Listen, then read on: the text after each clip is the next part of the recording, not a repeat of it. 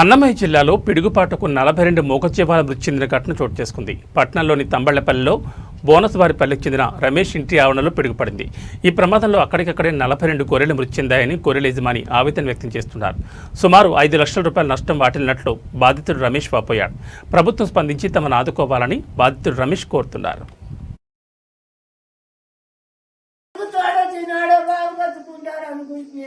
దేవుడా ఎట్లా చచ్చిపోయ దేవుడా ఈ గోళ్ళని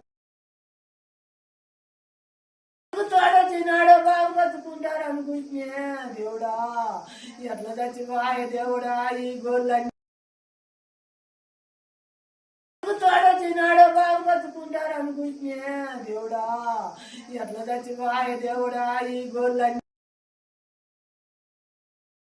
తోడొచ్చినాడో బాబు బతుకుంటాడు అనుకుంటే దేవుడా ఎట్లా చచ్చిపోయ దేవుడా ఈ గోళ్ళని